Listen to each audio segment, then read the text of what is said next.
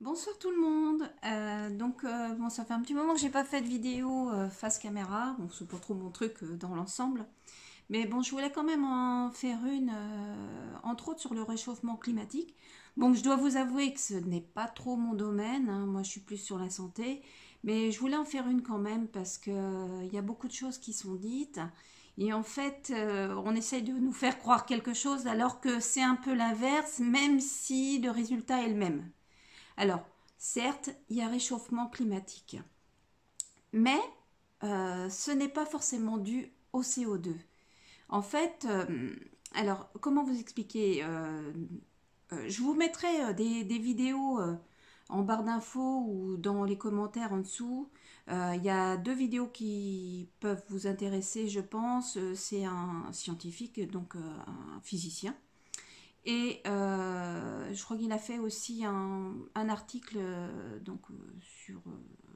que j'ai lu aussi. Donc ça fait un petit moment que je sais tout ça.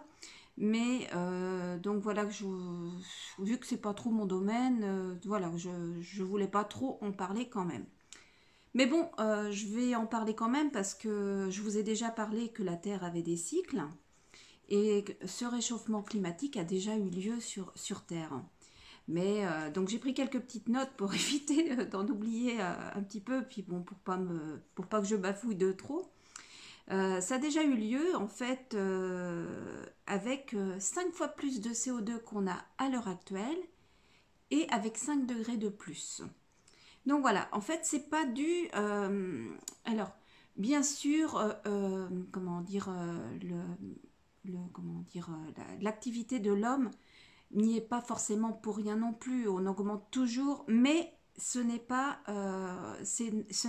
pour ça que le CO2 a tant augmenté. En fait, et puis il faut savoir que l'effet de serre, donc le CO2 égale effet de serre, mais il n'y a pas que le CO2 qui fait monter l'effet de serre. Il y a aussi la vapeur d'eau. Donc le monsieur, enfin le jeune homme vous expliquera mieux que moi. Je ne suis pas une scientifique du sujet. Je laisse ça aux scientifiques. C'est pour ça que la plupart du temps, sur tout ce qui est physique quantique et autres, autant bon, je sais plus expliquer parce que la mécanique quantique, une fois qu'on l'a compris, on l'a compris. Hein, surtout qu'en santé, bon, voilà, on en a vraiment besoin pour se soigner entre autres. Donc, mais là, c'est pas vraiment, je sors un peu de mon domaine, donc pour éviter de dire trop de conneries, hein, je préfère laisser ça vraiment à des scientifiques. Après, je vais vous dire les gros points. Donc, non, ce n'est pas nouveau, ces gaz à effet de serre. Ça a déjà eu ça a déjà eu lieu sur Terre. C'est la Terre qui a des cycles. Donc, les cycles, voilà, ça va, ça vient, ça revient, ça s'en va. Ça s'en va et ça revient. Voilà. Et donc du coup, donc il y a un autre phénomène qui fait augmenter l'effet de serre, c'est la vapeur d'eau. Et ce qu'on nous omet de nous dire, en fin de compte, c'est que alors le Soleil, a des variations au niveau de ses rayonnements. Donc en gros, il chaufferait un peu plus fort qu'avant. Donc le fait qu'il chauffe plus fort fait en sorte que la vapeur d'eau, en fait, s'évapore plus. Et il faut savoir que la vapeur d'eau, comme le CO2, provoque un effet de serre. Donc voilà, donc oui, il y a effet de serre, oui, il y a réchauffement climatique, non, ce n'est pas forcément dû au CO2, ni à l'activité de l'homme en principal. C'est dû à des cycles qui ont lieu alors que je ne me trompe pas, tous les 20 à 30 000 ans. Donc voilà. Mais je ne veux pas dire de conneries non plus, donc je laisserai le reste à des professionnels. Donc, si vous voulez plus d'infos là-dessus, vous pouvez aller voir les cycles de Milankovitch. Vous trouverez pas mal de choses sur le sujet.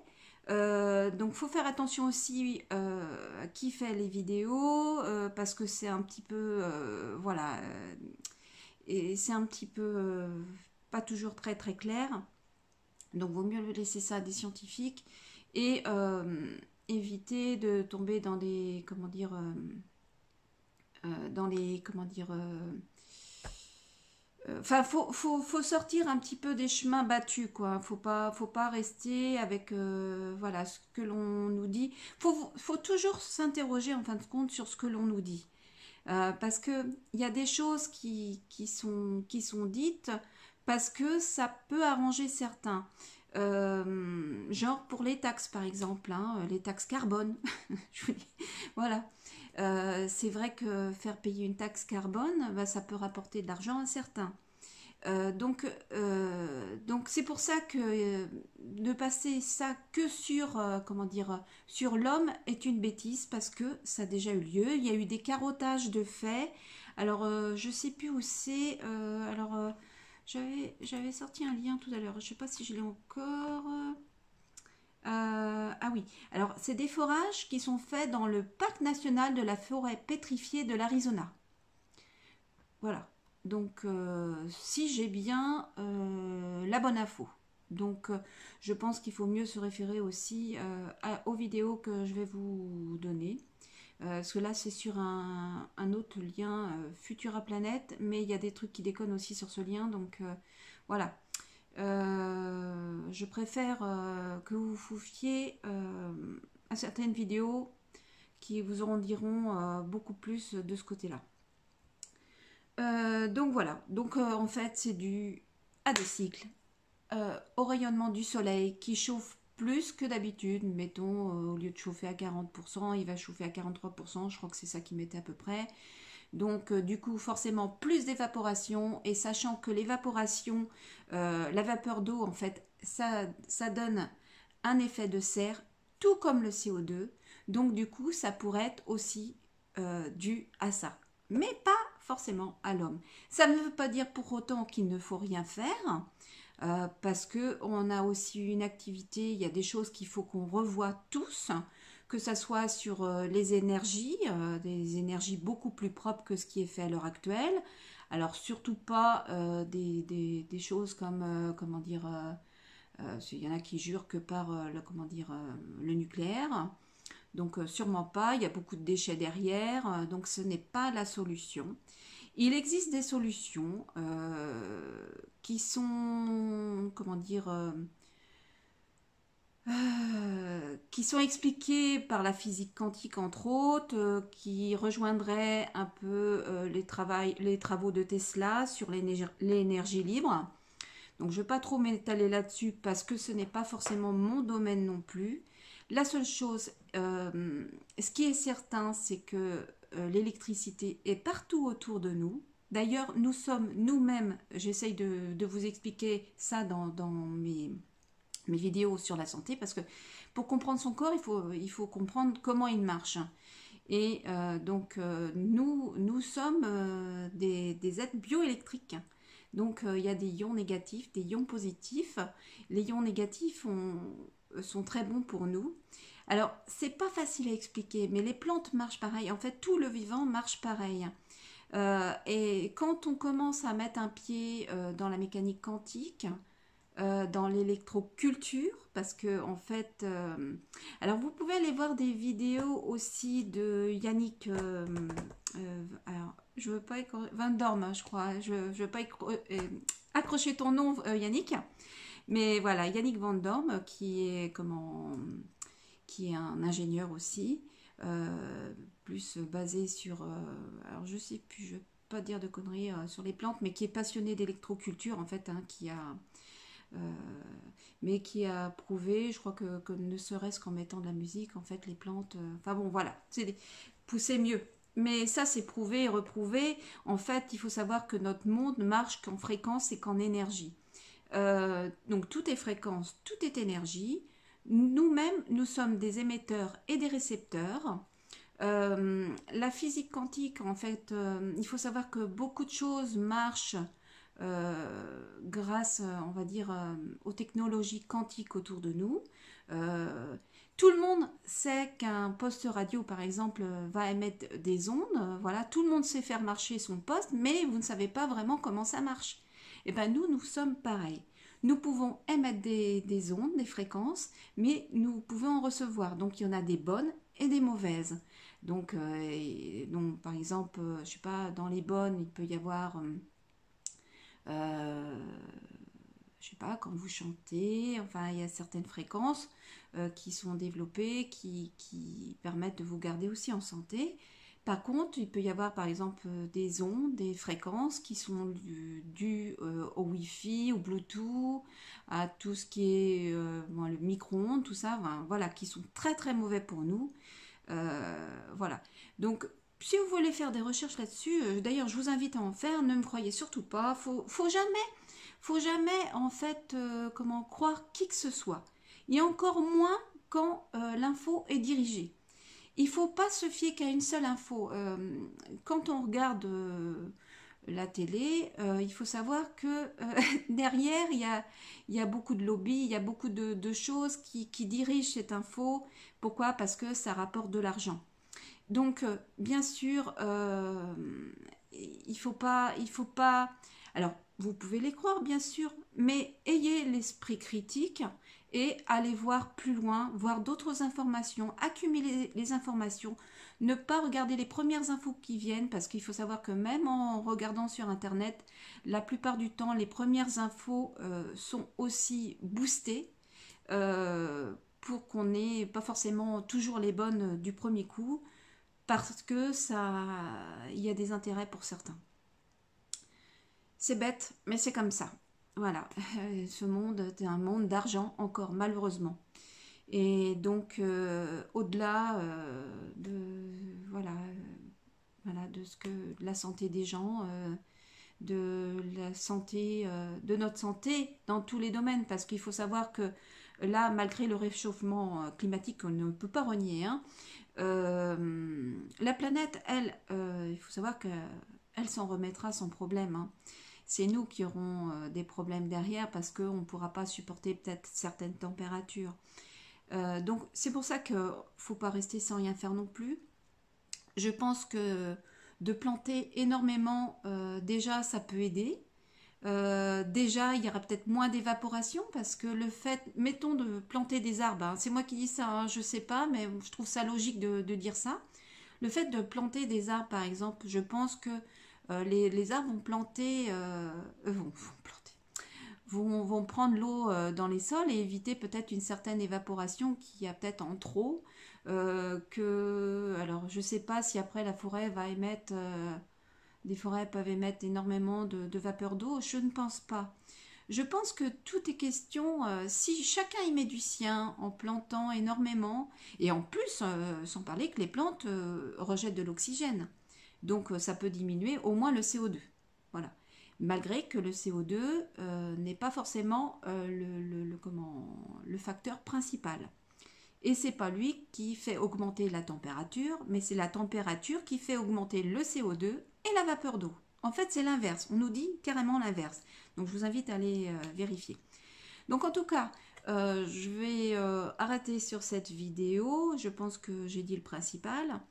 Donc, faut continuer dans le bon sens, c'est-à-dire on continue à planter. Il faut vraiment replanter des forêts, des haies, planter énormément, arrêter de supprimer les haies, arrêter de comment dire, on peut tous faire quelque chose aussi en faisant attention à nos consommations. Alors c'est vrai que c'est pas toujours évident. Moi je sais que quand on a fait construire ici, on n'avait pas, j'avais pas les connaissances que j'ai à l'heure actuelle. Mais bon, on est quand même en géothermie, donc c'est mieux que rien. Voilà, donc on récupère les calories de la terre, hein. On a aussi la cheminée en cas de besoin, on a des trucs, mais bon, voilà, on n'est pas équipé en panneaux solaires. Mais bon, est-ce que c'est vraiment bon aussi? Parce que d'un côté, oui, il y a les panneaux solaires, mais d'un côté, il y a toute l'industrie derrière pour les fabriquer. Est-ce que, voilà, l'un dans l'autre, voilà, je suis pas sûre du résultat non plus. La seule chose, c'est qu'il existe des technologies qui vont sortir, hein. Ça sort. Bientôt, on entendra parler d'ordinateurs quantiques, on entendra parler de beaucoup de choses. Et tout à l'heure, j'ai commencé sur en fait les technologies quantiques comme la radio. Mais il faut savoir que l'IRM, c'est pareil, c'est une technologie quantique. Mais personne ne le sait en fait, parce que c'est pas plus ébruité que ça, on n'en parle pas parce que Voilà, je pense qu'ils n'ont pas forcément trop envie d'en parler. Mais en fait, l'IRM, c'est pareil. Hein, quand ça va être tac, tac, tac, tac, tac, tac. En fait, c'est des fréquences hein, qu'ils envoient en fait pour découvrir ce qui se passe dans nos corps. Et tout autour de nous, tout n'est qu'électricité. Donc, il y en a certains dont, si vous voulez vous pencher sur les travaux de Tesla, alors il est dénigré de partout, hein, vous allez trouver de tout, hein, ça dénigre de tous les côtés, ben forcément parce que il faut savoir aussi que si ces technologies sortaient, c'est-à-dire de l'énergie gratuite et pour tout le monde, et propre, hein.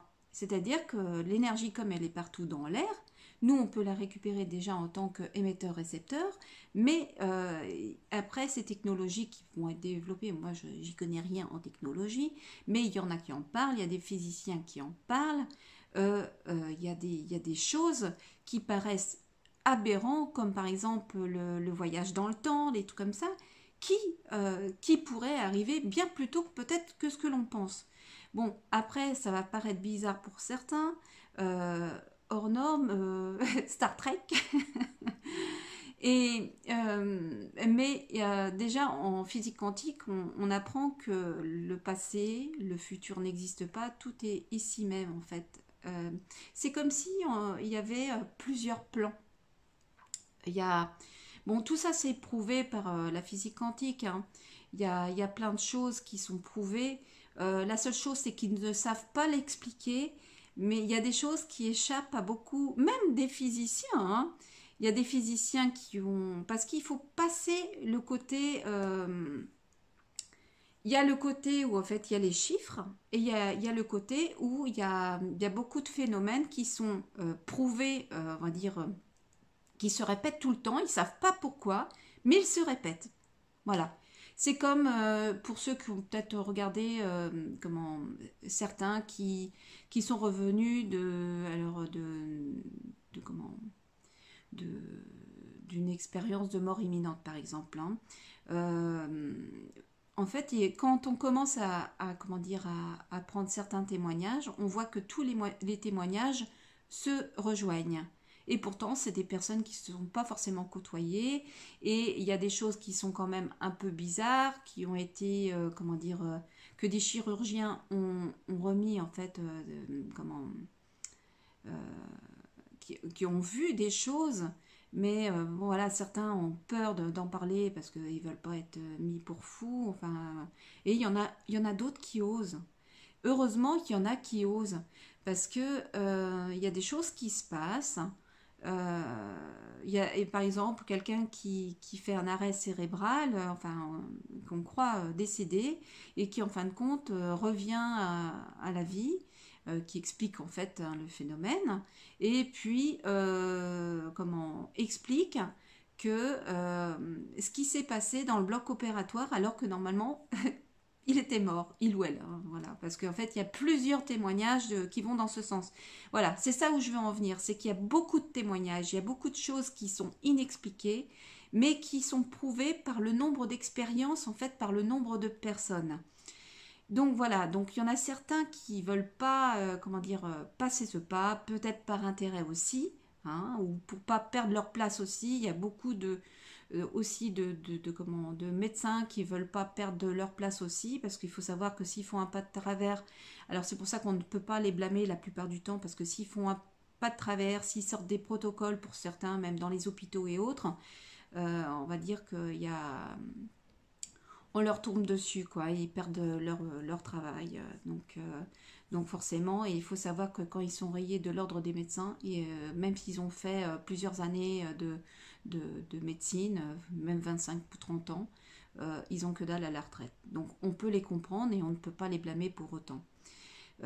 C'est pour ça que voilà, je dénonce des choses qui sont pas forcément faciles à entendre pour tout le monde, qui paraissent bizarres pour certains, mais je pense que c'est intéressant de se pencher dessus euh, pour beaucoup de choses, et entre autres pour la santé. Voilà, parce que notre santé à tous euh, va bien au-delà de ce qu'on nous nous fait, comment dire, qu'on nous rentre dans le crâne depuis tout petit. Voilà. Donc la vidéo n'était pas faite pour ça, donc c'était sur le réchauffement climatique. Donc je ne vais pas m'étaler plus longtemps là-dessus. Donc allez voir. Alors il y a des mots-clés comme le cycle de Milankovitch. Ne regardez pas qu'une vidéo, ne regardez pas qu'un lien. Il faut relier certains liens. Ne prenez pas les premiers liens qui viennent. Allez voir beaucoup plus loin dans les pages. Parce que, et puis allez voir des physiciens, des gens voilà, comme je l'ai mis là, c'est vrai que je me suis permise de mettre certaines vidéos sur mon, comment dire, sur mon YouTube. C'est vrai que j'aime pas trop prendre des vidéos des gens comme ça, mais c'est important de faire voir qu'il existe des technologies derrière, des choses que personne n'entend parler et pourtant qui sont là, qui existent bien. Et voilà, et ça va bien au-delà, voilà, de ce qu'on entend à la télé. Pourquoi? Pour les intérêts qui sont derrière. Et comme tout le monde le sait, il faut savoir que nos dirigeants ont certains privilèges et ils n'ont pas envie de les perdre. Donc ça joue, et je les comprends hein, quelque part, hein, on ne peut pas les blâmer hein, de perdre leurs privilèges, je les comprends, je ne veux pas les blâmer pour autant. La seule chose c'est quand c'est à nos dépens, ça vaut le coup d'aller creuser quand même, hein, aux dépens, parce que c'est là, dans le réchauffement climatique, c'est pas la planète qui va en pâtir, hein, c'est nous, voilà. Donc oui, moi de toute façon, je me prépare à ce réchauffement, quelque part,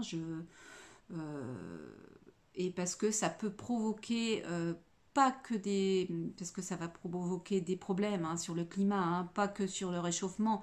Le réchauffement risque de provoquer d'autres problèmes, hein, forcément. Ça risque d'engendrer, je sais pas, des catastrophes naturelles, ce qui serait tout à fait logique. Donc on ne pourra pas lutter contre. Il y aura sûrement des problèmes. Parce qu'on parle beaucoup d'effondrement, et l'effondrement économique, c'est une chose. Il n'y a pas que l'effondrement économique. Il faut savoir que la planète va réagir aussi de son côté. Là, il y aurait d'autres choses à dire aussi au niveau des réactions de la planète, parce qu'on est aussi quelque part responsable, mais pas coupable. Mais pas complètement, pas coupable parce qu'on nous dirige aussi dans ce sens-là. Enfin bref, je vais pas m'étaler parce qu'il y en a qui vont me prendre encore pour une illuminée. Bon, j'ai l'habitude, à vrai dire. Hein. Bon, je ne suis pas la seule, ça me rassure. On est très nombreux. Je suis pas la plus illuminée non plus parce que il y a des choses je pourrais aller beaucoup beaucoup plus loin. Mais j'essaye de rester dans des choses qu'on peut prouver scientifiquement. Même si ça vous paraît bizarre, il y a tout ce qu'il faut scientifiquement derrière. Il suffit juste d'aller creuser, mais on va pas vous en parler. Voilà. Donc allez creuser. Creusez bien, hein. Comme pour le jardin. Allez, bon ben je vous laisse et je vous dis, je vous souhaite une bonne nuit. Allez, à bientôt. Salut. Alors, si ça veut bien s'éteindre, parce que des fois, elle est un peu...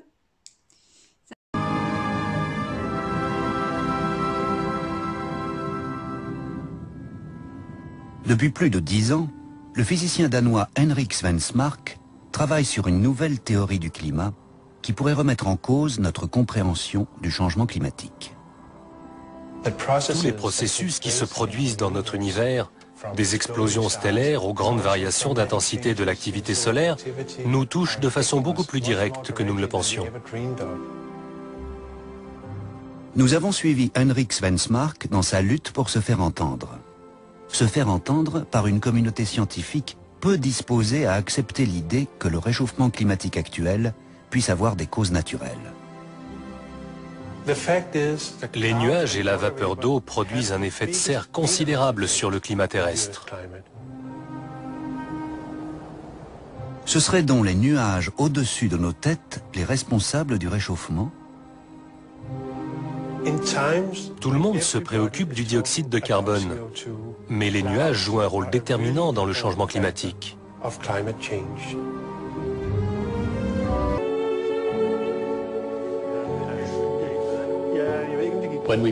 Quand nous avons publié ces travaux en 1991, tout le monde pensait que le réchauffement des 100 dernières années était dû avant tout à l'augmentation du dioxyde de carbone du fait de l'activité humaine.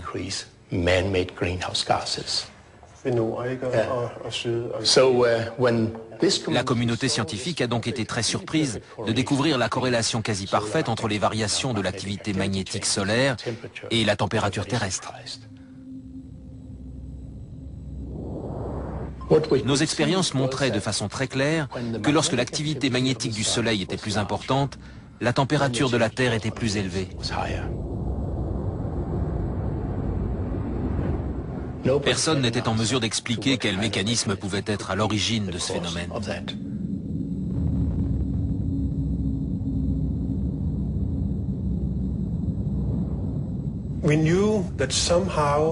Nous savions que d'une manière ou d'une autre, l'activité magnétique du Soleil devait avoir un effet, direct ou indirect, sur le climat terrestre. Mais comment ça fonctionnait demeurait un vrai mystère scientifique. Et puis un jour, quelqu'un est entré dans mon bureau en parlant du rayonnement cosmique.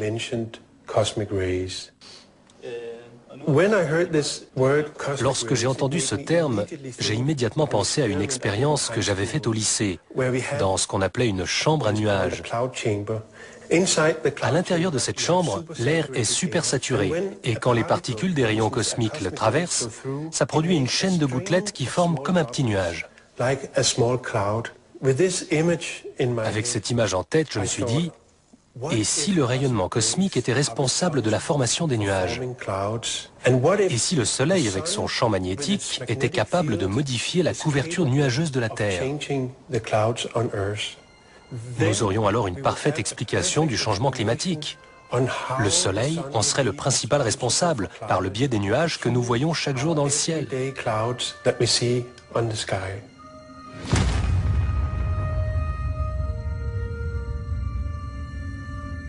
Nous ne pouvons ni voir ni sentir les rayons cosmiques qui sont libérés à chaque fois qu'une étoile meurt dans une explosion et se transforme en supernova. Ces particules atomiques, chargées d'une fantastique énergie, sont propulsées dans la galaxie à une vitesse proche de celle de la lumière. Certaines d'entre elles bombardent la Terre.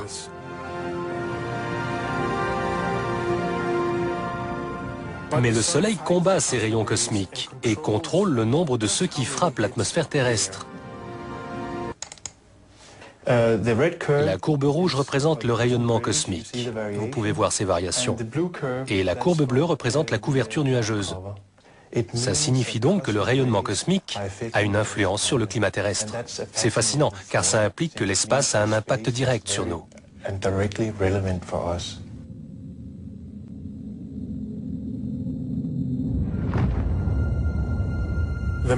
Le champ magnétique émis par le Soleil a plus que doublé au cours des 100 dernières années. De ce fait, une moins grande quantité de rayons cosmiques a pu pénétrer dans l'atmosphère et moins de nuages se sont formés.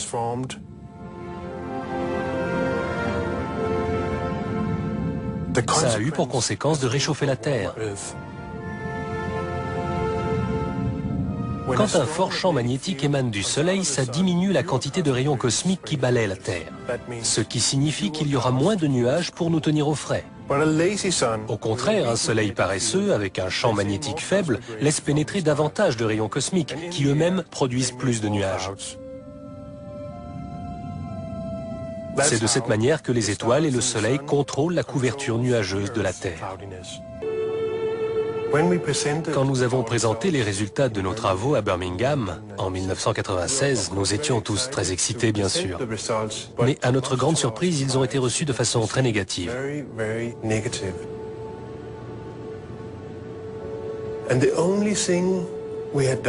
Pourtant, nous n'avions fait que dévoiler des résultats scientifiques qui prouvaient que le Soleil, à travers son action sur les nuages, pouvait jouer un rôle majeur dans le réchauffement climatique.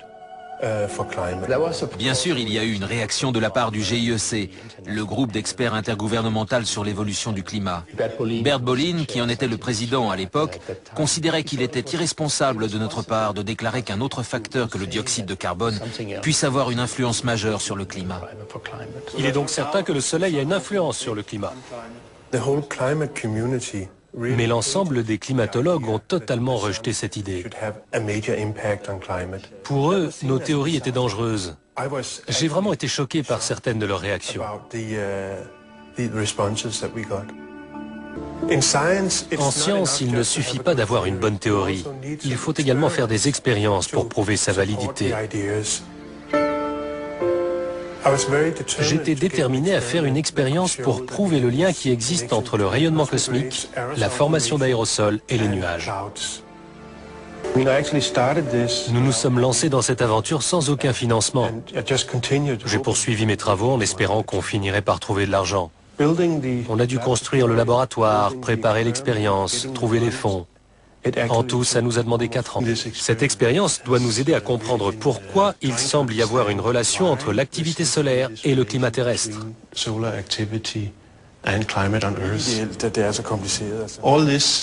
Toute l'agitation politique qui entoure la question du réchauffement climatique n'a rien à voir avec la science.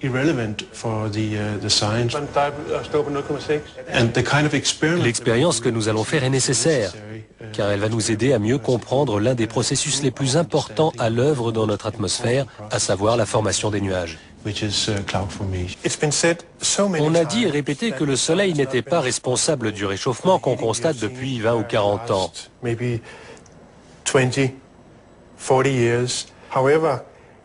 Pourtant, si on étudie les données océaniques, on voit bien qu'il y a une corrélation forte entre la température et l'activité solaire.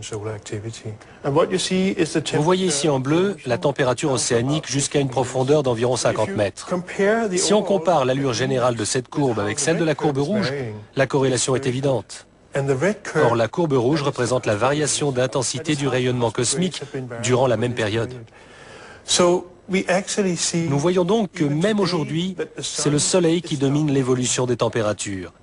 Il jouait ce rôle dans le passé, il le joue actuellement, et il continuera de le faire dans le futur.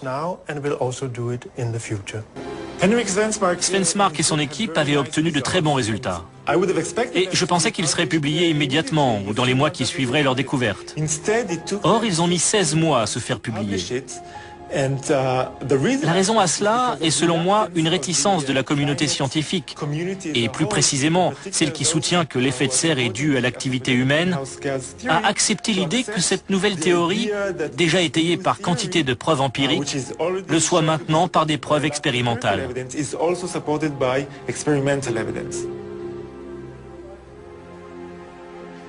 Le plus dur dans ce rejet, c'est qu'il n'était accompagné d'aucune véritable critique.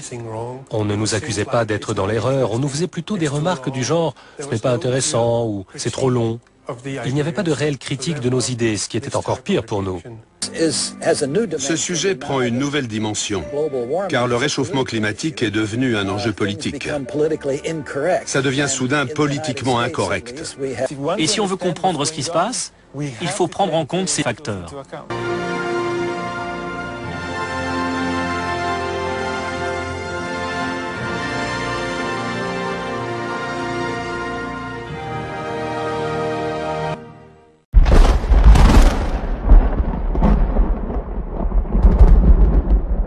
J'aimerais juste dire que cette expérience est excessivement mal conçue et témoigne d'une méconnaissance totale de la façon dont se comportent les nuages. Quel que soit l'angle sous lequel on la considère, elle est très mal conçue et ne vous apprendra rien sur ce qui se passe dans l'atmosphère. Je ne suis pas d'accord. Je précise que les gens qui travaillent avec nous sont des experts en aérosols et en chimie atmosphérique. Ils savent donc de quoi ils parlent. Et je sais qu'eux aussi seront en désaccord avec vous. Je sais qu'il y a des points de vue différents sur la question, mais le vôtre est extrême. Fois, au cours de mes conférences, de me retrouver face à des gens très énervés qui tentaient de me convaincre que ce que je faisais était une totale perte de temps. Avez-vous lu mon livre? J'en ai entendu parler. Alors ne venez pas discuter de physique des nuages. Toute votre théorie ne tient pas debout.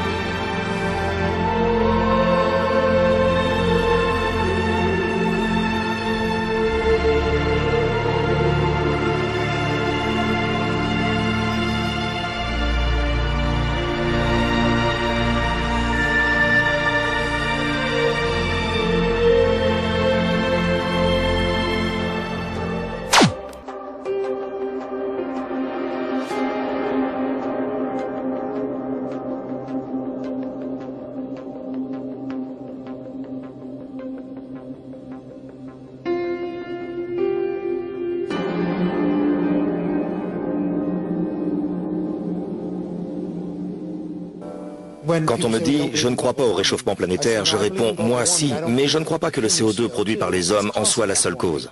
Si vous m'aviez posé la question il y a quelques années, je vous aurais dit c'est le CO2. Pourquoi? Parce que, comme tout le monde, j'écoutais ce que disaient les médias. Les nouvelles du réchauffement planétaire provoquées par l'homme dont les médias nous inondent semblent chaque jour plus extraordinairement apocalyptiques. Et malgré tout, un certain nombre d'éminents spécialistes du climat affirment aujourd'hui que cette théorie n'a tout simplement aucun sens. Il y a eu des périodes dans l'histoire de la Terre lors desquelles la quantité de CO2 était 3 fois plus élevée qu'aujourd'hui, 10 fois plus élevée même. Si le CO2 avait un effet aussi capital sur le climat, ça apparaîtrait sur la courbe des températures. Si on analyse le climat à l'échelle géologique, on n'accordera jamais au CO2 une influence aussi importante. Aucun changement climatique majeur de ce dernier millénaire peut s'expliquer par le CO2. On ne peut pas dire que le CO2 est à l'origine des variations climatiques, il ne l'a jamais été. J'ai souvent entendu dire qu'il y avait un consensus de milliers de scientifiques sur la question du réchauffement planétaire, selon lequel les hommes seraient en train de causer un changement catastrophique du système climatique. Eh bien moi, en tant que scientifique, je pense que c'est faux.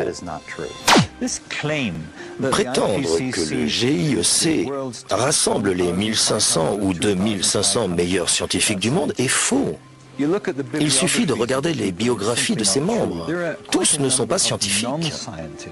Pour faire monter le nombre à 2500, ils ont dû faire appel à des réviseurs, à des fonctionnaires, etc., à tout ce qui leur passait sous la main. Et ils n'ont demandé l'accord de personne. Beaucoup, d'ailleurs, ne sont pas d'accord. Je connais un certain nombre de personnes, de vrais spécialistes, qui, n'étant pas d'accord avec la polémique, ont démissionné et qui, malgré tout, sont restés dans la liste des auteurs et sont entrés parmi les fameux 2500 meilleurs scientifiques du monde. Voici l'histoire d'une théorie sur le climat qui s'est transformée en idéologie politique. Je n'ai plus envie de parler de mouvement écologiste parce que c'est devenu un mouvement d'activisme politique très influent sur le plan international. Voici comment tout un domaine de la science a été dénaturé. Les scientifiques du climat ont besoin qu'il y ait un problème s'ils veulent qu'on finance leurs travaux. Nous avons tout intérêt à provoquer la panique pour que de l'argent soit investi dans les sciences du climat. On nous dit de nous inquiéter car le climat mondial est en train de changer. Mais le climat mondial n'a jamais cessé de changer. La longue histoire de la Terre est ponctuée de périodes bien plus chaudes ou bien plus froides que la nôtre. Le climat a toujours évolué sans que nous, les hommes, n'y soyons pour quelque chose. La tendance actuelle au réchauffement remonte à il y a au moins 200 ans. Elle suit une période très froide de l'histoire de la Terre que les climatologues appellent petit âge de glace. Au XIVe siècle, l'Europe est entrée dans le petit âge de glace. Et durant les hivers les plus durs et les plus rigoureux de cette période-là, la Tamise gelait. Avant le petit âge de glace, a eu lieu une période de douceur lors de laquelle les températures étaient plus chaudes qu'aujourd'hui. Une période que les climatologues appellent optimum médiéval. En Europe, elle correspond au temps des bâtisseurs de cathédrales. Il est important de comprendre que le climat au Moyen-Âge a permis un tout nouveau style de vie. De nos jours, on s'imagine que le réchauffement aura des conséquences apocalyptiques, mais en fait, quand on décrit cette période médiévale de chaleur, elle est toujours associée à la richesse. En remontant encore le temps, au-delà de l'optimum médiéval, on découvre d'autres périodes chaudes, dont une très longue durant l'âge de bronze et l'âge de pierre, que les géologues appellent optimum climatique holocène. Les températures étaient alors sensiblement supérieures aux températures actuelles, et cela durant 3 millénaires. Les variations climatiques du passé étaient de toute évidence naturelles. Alors pourquoi serait-ce différent aujourd'hui ? Selon la théorie du réchauffement planétaire généré par l'homme, le dioxyde de carbone émis par l'industrie fait grimper les températures. Mais qu'est-ce qui le prouve ? Quiconque affirmant que le dioxyde de carbone est le responsable majeur du réchauffement planétaire du XXe siècle n'a pas vu les chiffres élémentaires.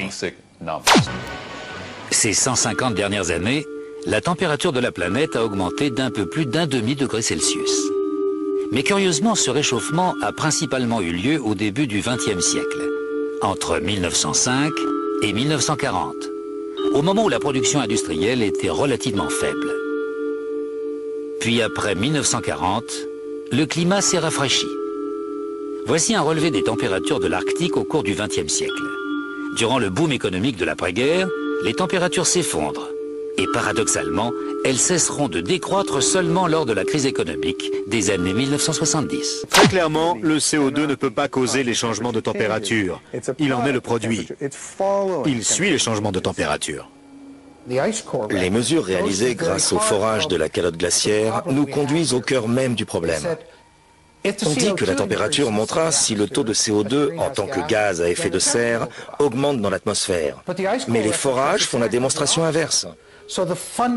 Ils prouvent que l'hypothèse fondamentale de la théorie du changement climatique due à l'homme est fausse.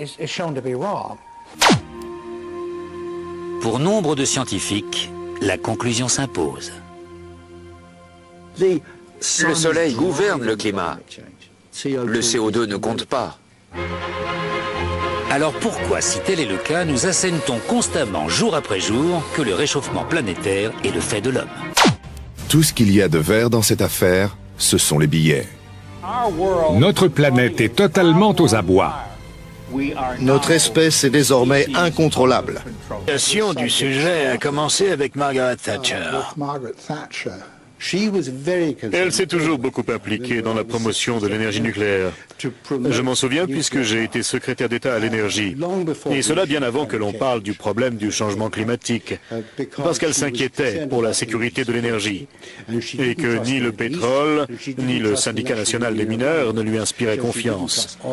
Elle ne croyait ni au pétrole, ni au charbon. Elle pensait donc que nous devions continuer à développer l'énergie nucléaire. Puis, quand la théorie du réchauffement climatique planétaire est apparue, elle a pensé « c'est parfait ».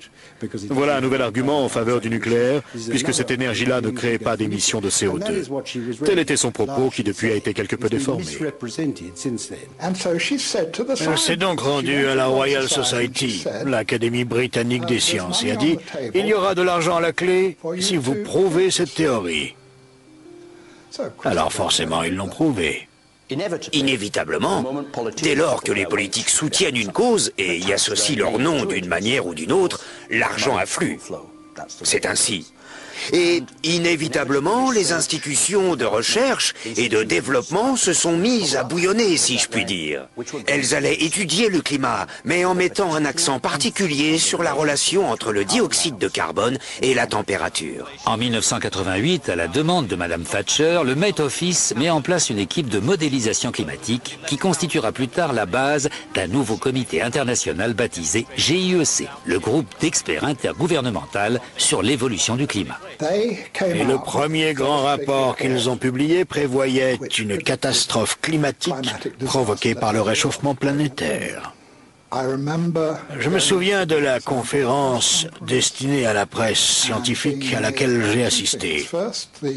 J'étais frappé par deux choses.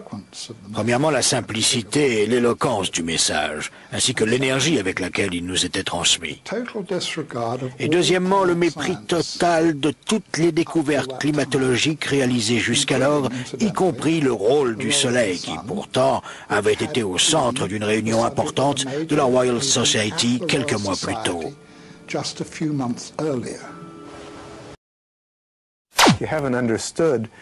Faute d'une bonne compréhension du système climatique et d'une mise en corrélation de toutes ses composantes, les rayons cosmiques, solaires, le CO2, la vapeur d'eau, les nuages, votre modèle ne vaut rien.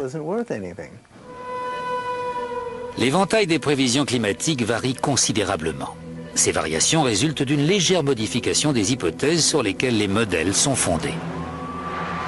J'ai travaillé avec des modélistes. Or, en fignolant les paramètres d'un modèle mathématique, on modélise tout et n'importe quoi. On peut faire apparaître un réchauffement ou un refroidissement du climat en y apportant des modifications.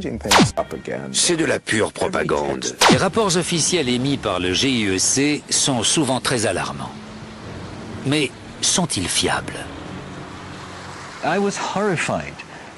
J'ai été scandalisé par la lecture du deuxième et du troisième rapport d'évaluation. Ce n'était qu'une addition d'informations inexactes sans aucune source scientifique. En tout cas, pratiquement aucune littérature scientifique élaborée par des spécialistes sérieux n'y était citée. Dans une lettre ouverte au Wall Street Journal, l'ex-président de l'Académie nationale américaine des sciences, le professeur Frederick Seitz, révèle que le GIEC a bien censuré les commentaires de certains scientifiques. Il écrit « Ce rapport n'est pas conforme à la version approuvée par les scientifiques ayant contribué à sa rédaction ». De fait, plus de 15 points importants du chapitre scientifique ont été supprimés. Comme par exemple, aucune étude n'a pu prouver de façon définitive que l'on pouvait attribuer les changements climatiques aux gaz à effet de serre. Ou encore, à ce jour, aucune étude ne peut dire que l'homme est totalement ou même en partie responsable des changements climatiques observés. Et le professeur Seitz de conclure, jamais je n'ai constaté une violation aussi alarmante des règles de la déontologie que celle dont témoignent les événements qui ont abouti au rapport du GIEC. En retour, le GIEC ne nie pas avoir supprimé des articles, tout en certifiant que cela n'a pas été fait par malhonnêteté ou parti pris, et affirme que, par ailleurs, les incertitudes sur les causes du réchauffement global ont été conservées. Les modifications auraient été apportées suite à des remarques faites par certains gouvernements, par des scientifiques indépendants et par des ONG. Quand j'ai démissionné du GIEC, j'ai cru que l'affaire était classée, jusqu'à ce que je constate que mon nom figurait encore sur l'avant-projet. J'ai donc demandé qu'il soit retiré. On m'a dit que j'avais contribué à l'écrire et que par conséquent, il y resterait. J'ai répondu que je n'y avais pas vraiment contribué puisqu'on n'avait pas transcrit ce que je disais. Enfin, ça a été un vrai combat, jusqu'à ce que je les menace de poursuites juridiques et qu'ils finissent par enlever mon nom. Et je ne suis pas le seul à qui ce soit arrivé. Je connais un certain nombre de personnes, de vrais spécialistes qui, n'étant pas d'accord avec la polémique, ont démissionné et qui, malgré tout, sont restés dans la liste des auteurs et sont entrés parmi les fameux 2500 meilleurs scientifiques du monde. À trop secouer le cocotier, on risque de prendre une noix sur la tête. Cela va nous arriver, c'est compréhensible. Mais ça devient assez inquiétant, difficile à vivre, et les attaques sont de plus en plus personnelles. Il y a eu des menaces de mort et ce genre de choses. Croyez-moi, ce n'est pas une promenade de santé. Paul Driessen est un ancien militant écologiste. Ma grande inquiétude, c'est que les politiques mises en œuvre pour soi-disant lutter contre le réchauffement climatique aient une répercussion désastreuse sur les populations les plus pauvres du globe. Ça semble cher aux Européens et aux Américains, mais pour les Africains, inutile d'en parler. C'est contraire au bon sens. Les pays riches peuvent se permettre des expérimentations coûteuses sur les énergies nouvelles, mais nous, on en est encore au stade de la survie. Honnêtement, je ne vois pas comment un panneau solaire pourrait alimenter une aciérie ou une ligne de chemin de fer. Ça pourrait peut-être suffire pour un transistor. Tout ce qu'il y a de vert dans cette affaire, ce sont les billets. Notre planète est totalement aux abois. Notre espèce est désormais incontrôlable.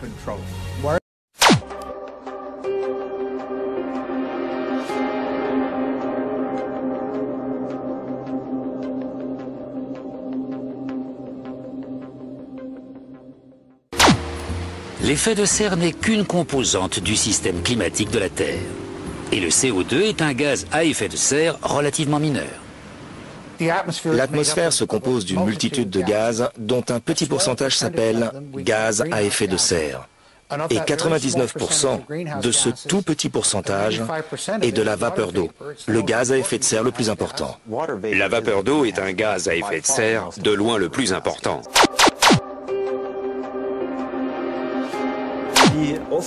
La question à laquelle nous consacrons une grande partie de notre travail est la suivante. Comment des nuages de type cirrus se forment-ils à partir de fines traînées de condensation? Nous avons ici un cas extrême. Il s'agit d'une photo satellite de l'Europe centrale prise en 1995. En haut de l'écran, on voit le Danemark. Ici en bas les Alpes et l'Allemagne au centre. Toute l'Allemagne est tapissée de traînées de condensation. Entre ces traînées se trouvent des zones de couleur blanche. Ce sont des nuages de type cirrus qui se sont formés à partir des traînées de condensation. Sans le trafic aérien, ces nuages ne seraient probablement pas apparus. C'est pourquoi on suspecte le trafic aérien de jouer un rôle majeur dans les changements climatiques.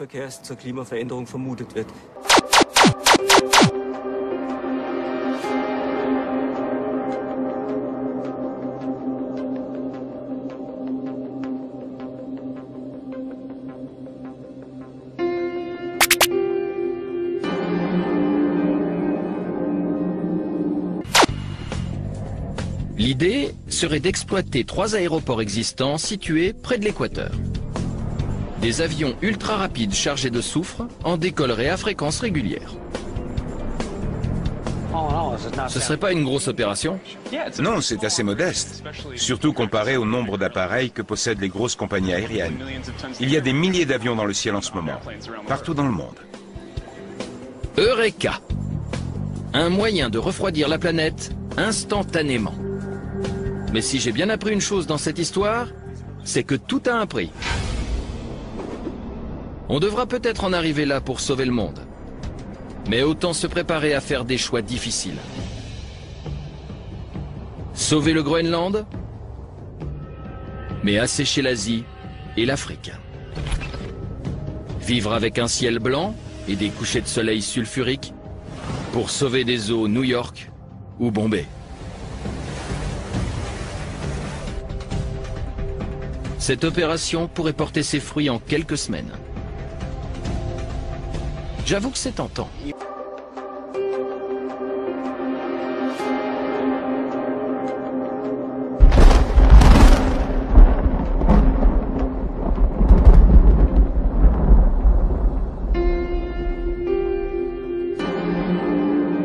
Et grâce aux télescopes qui nous permettent aujourd'hui de voir bien au-delà du système solaire, nous avons commencé à comprendre que notre monde fait partie intrinsèque d'une galaxie toujours en mouvement.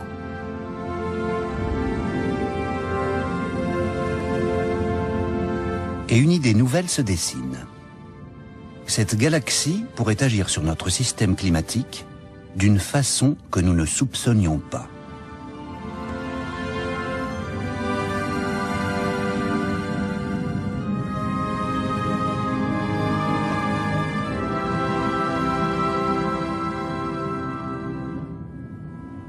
Depuis plus de 10 ans, le physicien danois Henrik Svensmark travaille sur une nouvelle théorie du climat qui pourrait remettre en cause notre compréhension du changement climatique. Tous les processus qui se produisent dans notre univers, des explosions stellaires aux grandes variations d'intensité de l'activité solaire, nous touchent de façon beaucoup plus directe que nous ne le pensions. Nous avons suivi Henrik Svensmark dans sa lutte pour se faire entendre. Se faire entendre par une communauté scientifique peu disposée à accepter l'idée que le réchauffement climatique actuel puisse avoir des causes naturelles. Les nuages et la vapeur d'eau produisent un effet de serre considérable sur le climat terrestre. Ce seraient donc les nuages au-dessus de nos têtes les responsables du réchauffement? Tout le monde se préoccupe du dioxyde de carbone, mais les nuages jouent un rôle déterminant dans le changement climatique.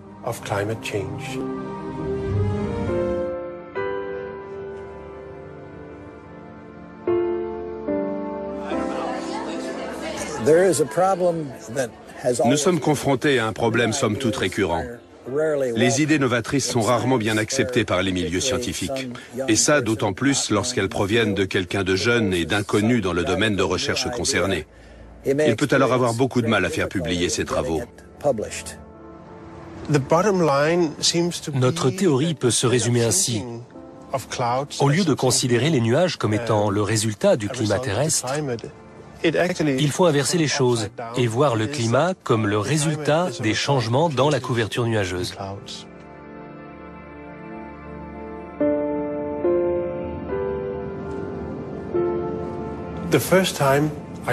Pour la première fois, l'intuition de l'importance des nuages dans le climat terrestre lorsque mon patron, Egil Friis Christensen, a découvert une remarquable corrélation entre l'activité solaire et les températures terrestres.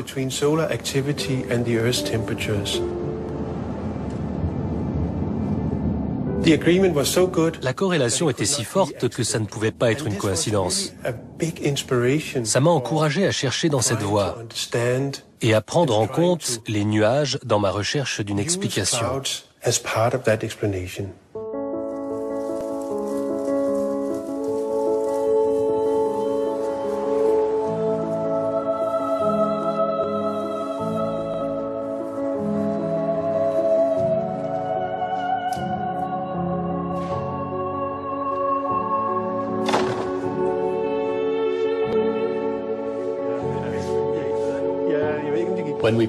Quand nous avons publié ces travaux en 1991, tout le monde pensait que le réchauffement des 100 dernières années était dû avant tout à l'augmentation du dioxyde de carbone du fait de l'activité humaine.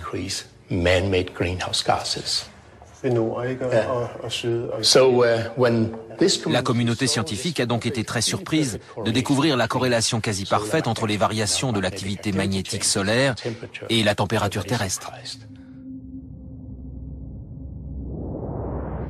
Nos expériences montraient de façon très claire que lorsque l'activité magnétique du Soleil était plus importante, la température de la Terre était plus élevée. Personne n'était en mesure d'expliquer quel mécanisme pouvait être à l'origine de ce phénomène.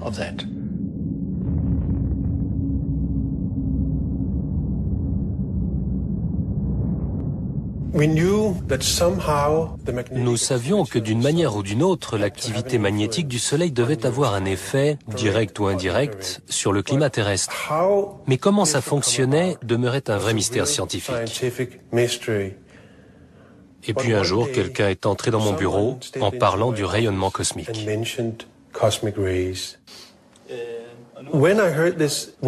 Lorsque j'ai entendu ce terme, j'ai immédiatement pensé à une expérience que j'avais faite au lycée, dans ce qu'on appelait une chambre à nuages. À l'intérieur de cette chambre, l'air est super saturé, et quand les particules des rayons cosmiques le traversent, ça produit une chaîne de gouttelettes qui forment comme un petit nuage. Avec cette image en tête, je me suis dit, et si le rayonnement cosmique était responsable de la formation des nuages? Et si le Soleil, avec son champ magnétique, était capable de modifier la couverture nuageuse de la Terre? Nous aurions alors une parfaite explication du changement climatique. Le Soleil en serait le principal responsable, par le biais des nuages que nous voyons chaque jour dans le ciel.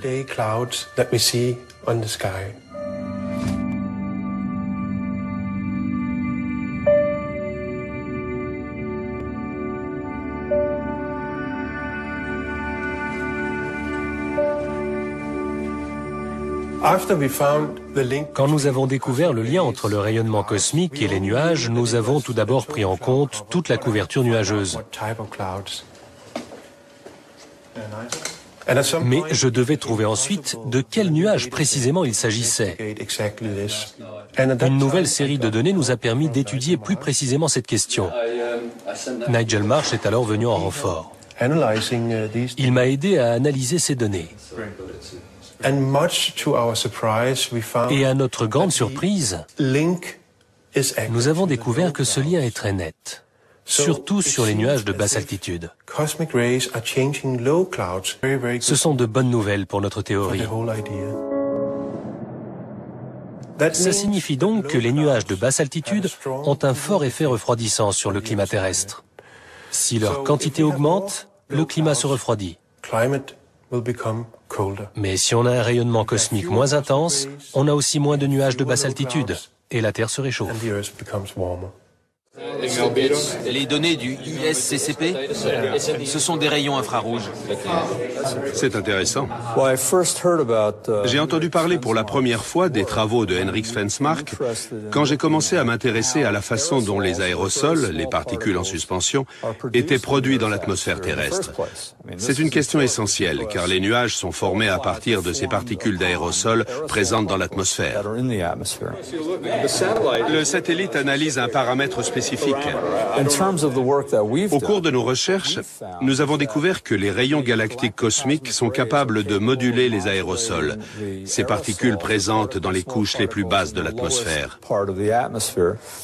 En fait, nous sommes en mesure de prouver que les aérosols produits par ce rayonnement cosmique sont modulés de façon très importante dans les couches les plus basses, celles qui contiennent justement les nuages qui ont un effet refroidissant sur la Terre.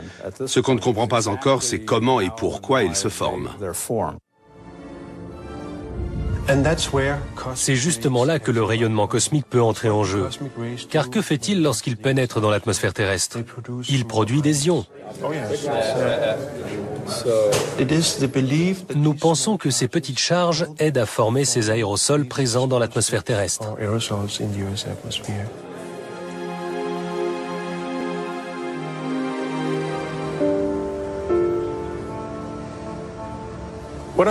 Je vais vous parler du rayonnement cosmique. Ce sont des particules chargées d'énergie.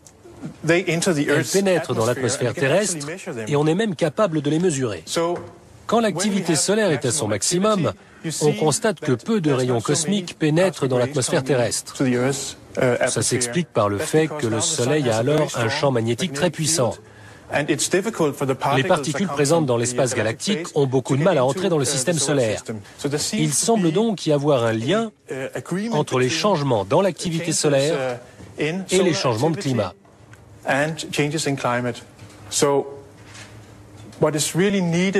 Il faut donc que nous arrivions à prouver de façon expérimentale si oui ou non ce lien existe et comment il fonctionne.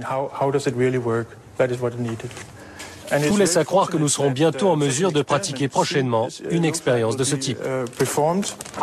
J'aimerais juste dire que cette expérience est excessivement mal conçue et témoigne d'une méconnaissance totale de la façon dont se comportent les nuages. Quel que soit l'angle sous lequel on la considère, elle est très mal conçue et ne vous apprendra rien sur ce qui se passe dans l'atmosphère. Je ne suis pas d'accord. Je précise que les gens qui travaillent avec nous sont des experts en aérosols et en chimie atmosphérique. Ils savent donc de quoi ils parlent. Et je sais qu'eux aussi seront en désaccord avec vous. Je sais qu'il y a des points de vue différents sur la question, mais le vôtre est extrême.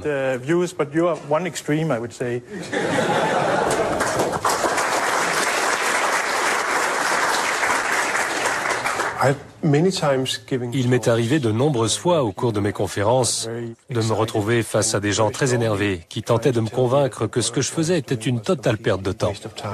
Avez-vous lu mon livre? J'en ai entendu parler. Alors ne venez pas discuter de physique des nuages. Toute votre théorie ne tient pas debout. Personne ne m'a opposé un argument scientifique qui m'ait convaincu qu'il n'y avait pas d'intérêt à poursuivre mes recherches. Quel intérêt y a-t-il à faire cette expérience? Il y a eu plusieurs articles sur les noyaux de condensation des nuages, sur leur origine exacte, sur leur mode de formation. On sait tout ça? Non, d'après ces gens, nous ne le savons pas. Qu'ils lisent les articles là-dessus. J'ai réalisé que si l'hypothèse était correcte, si le rayonnement cosmique avait bien une influence sur la couverture nuageuse et le climat, ça voulait dire que les variations qui proviennent de toute la Voie lactée devaient aussi jouer un rôle sur notre climat.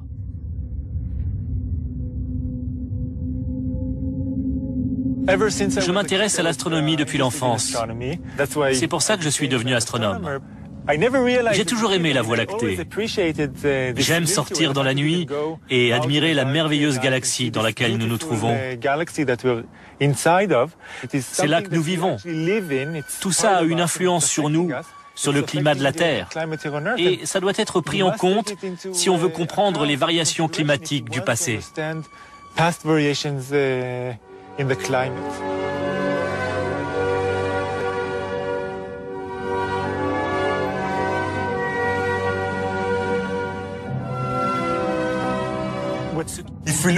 Si on regarde la Voie lactée d'en haut, on compte 4 bras spiraux, car elle fait partie des galaxies à bras spiraux. Nous-mêmes, nous sommes situés ici, sur un bras plus petit. Nous faisons le tour du Soleil en 1 an, mais tout le système solaire tourne autour de la Voie lactée en 250 millions d'années, ce qu'on appelle une année galactique. Ça signifie que tous les 150 millions d'années, quand on traverse un bras spiral, la température tombe de 5 à 10 degrés. Quand on est en dehors du bras, il fait plus chaud.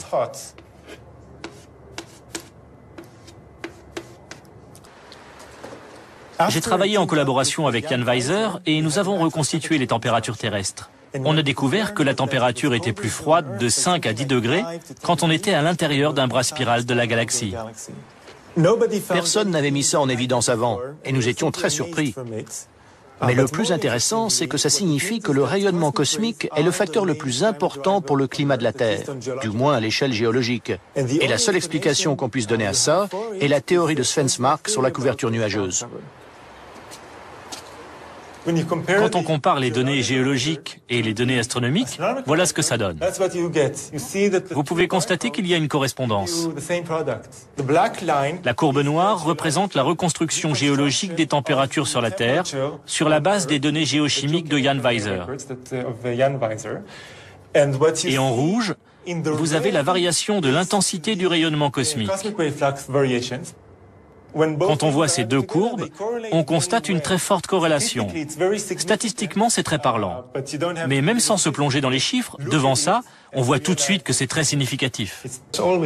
Quand on fait une expérience, il y a toujours une part d'incertitude, car on remet en question tout ce qu'on fait. On se demande si c'est la bonne façon de procéder. Mais nous avons été très méticuleux. Et nous avons soumis nos idées au plus grand nombre possible de tests. Je pense sincèrement que nous avons découvert un mécanisme très important. Et la façon dont il fonctionne nous a tous surpris.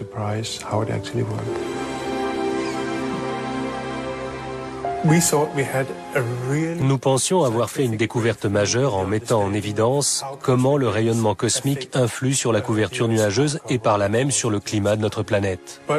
Mais pour des raisons mystérieuses, nous n'avons pas réussi à faire publier nos travaux. Nous les avons présentés à 4 reprises à plusieurs revues scientifiques, mais nous n'avons pas réussi à faire publier nos résultats.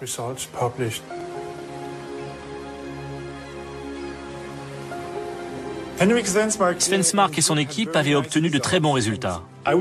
Et je pensais qu'ils seraient publiés immédiatement ou dans les mois qui suivraient leur découverte.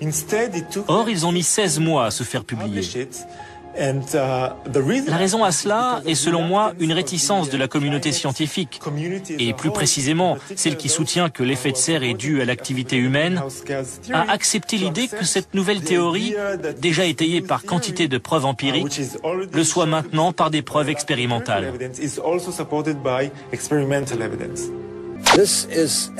Ce sujet prend une nouvelle dimension, car le réchauffement climatique est devenu un enjeu politique. Ça devient soudain politiquement incorrect.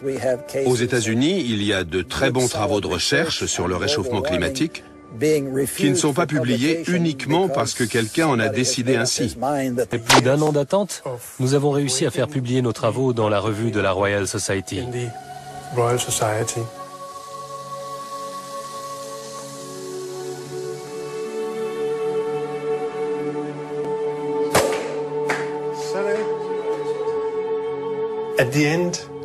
Alors que cette aventure se termine, je peux dire en confiance, oui, nous avons trouvé une très belle solution au mystère des nuages.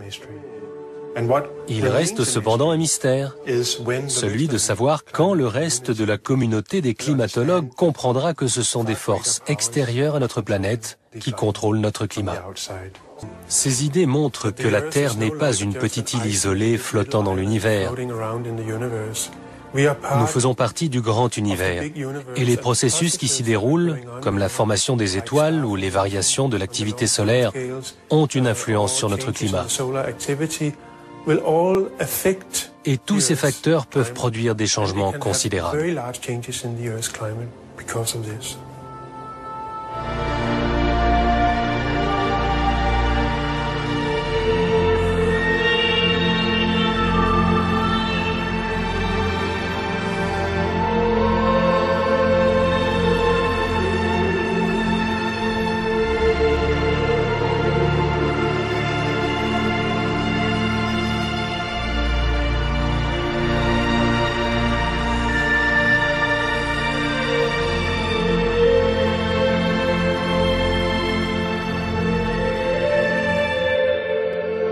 Notre planète est totalement aux abois.